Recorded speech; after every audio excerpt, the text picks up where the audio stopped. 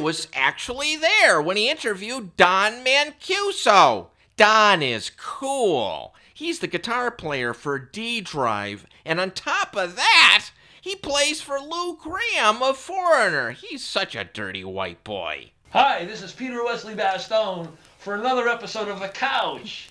Today we took the couch out of the studio of Net Shows and we brought it to the Sheraton at Bradley International Airport because I have the pleasure of speaking with a Mr. Don Mancuso, who's in a band called D Drive. And he's on a break right now today because he's playing in the Lou Gramm Band at the Taste of Enfield in Enfield, Connecticut. So, but we're not going to talk about that. We're talking about D Drive. We want to find out about D Drive. I met Don on MySpace. He's one of our friends. We talk through the email system, and now I've got a chance to talk live to live. Don, thank you for the time. Oh, thank you, you, Peter. It's excellent to be here with you. So, Lou Gramm. Lou Gramm Band, yep.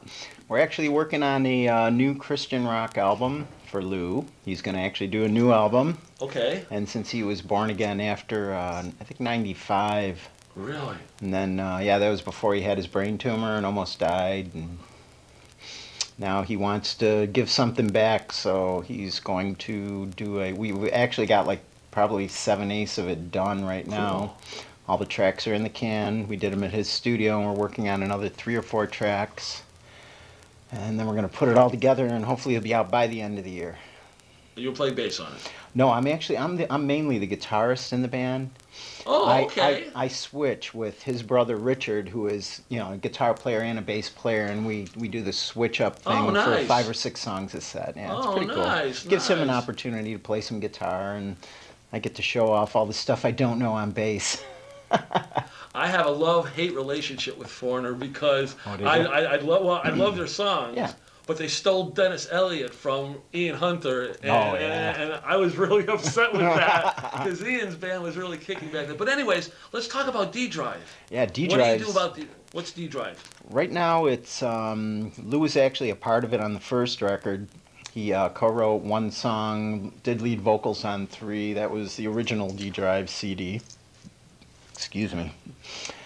And the new one actually features Phil Narrow from Tallis and the Peter Criss Band a little bit more. Okay. And Lou's singing background vocals on this, and he really didn't do any of the co-writing. He wanted us to more develop our own, between us, we write most of the songs, so he wanted us to develop our style a little bit more, and he kind of piloted it. He did background vocals and oversaw some of the stuff, but yeah, great record. It's called Straight Up the Middle.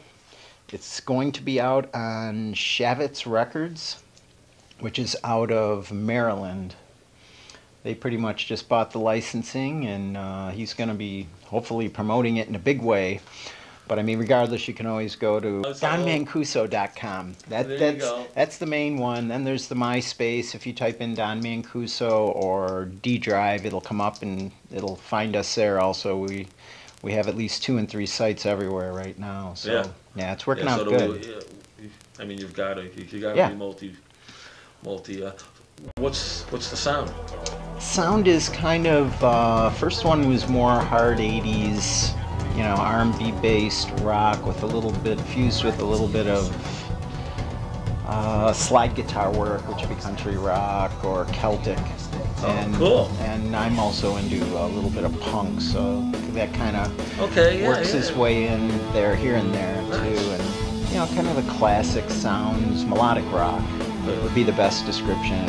I heard one guy explain it when he heard the album. He said, it's the best modern rock I've ever heard with like a modern edge. Melodic rock with a modern edge. Wow. And it was like, it's good. I'll have to remember that. Because everybody's always looking for that ultimate description, and no one can, you know, you can't say, oh, we sound like Cream, or we sound like this, or, you know, a couple Well, you've been doing music for a while, obviously. Yeah, years. 35, 40 years. Yeah. I was in Lou's first band, Black Sheep. Oh, okay. On Capitol Records. So. Well, that's the kind of stuff the viewers want to hear. Yeah. Well, that was my big claim to fame. We were touring with Kiss through the Alive tour, and that's how Louis got discovered to go into Foreigner. Oh, wow. Mick Jones heard the album, heard he was out on tour, checked him out, and said, yeah, this is a guy I want, but he didn't get him for another 3 years after that, because we had another commitment for one more album, and then he actually took a year off in between, and did the starving musician thing for a while before doing that. Oh, I started as a disc jockey back in the 80s. Oh, God, there's a rough in Los one. Angeles. Yeah, that's a rough career, boy.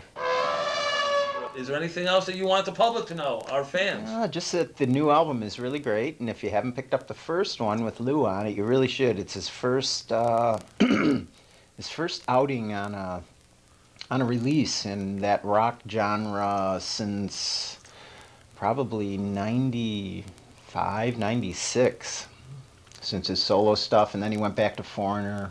So he's on there singing lead vocals for 3 or 4 tracks. One of them's a really excellent ballad that we wrote for a friend of ours who passed away. Another one was a song that we had written during the Foreigner 4 tour that we never got to record, and we finally said, okay, let's do it. And I always liked Lou because he's in the same league as Paul Rodgers, but I thought he was a little bit more bluesier than even Rodgers was. Yeah, he did. He's got a more of a... He grew up with a lot of black guys in bands that had soul, and he picked it up. He's good at that. That's the basis of his voice. I mean, that's great. Not only do we have the bass player, but he's also the guitar player. I'm mostly the guitar player. I'm only the bass player a little. Well, Don, I want to thank you very much for taking the time. And it's been awesome. This is as soon as it's done, I will send you a copy of the whole show. Cool. That's the only backing. I mean, it's a Mott song. Oh yeah. It's a Mott song written all over. But anyways. Again, man, thanks a lot, man. This has been great. For Media Factory Show and Television, this is Peter Wesley Bastone in the couch, and Tom, he's behind the camera. Tom, thank you very much for coming down today and doing your thing. You're very welcome. Okay, thank you. Peace out. All right. Cool. Well, let's put this place back together again and...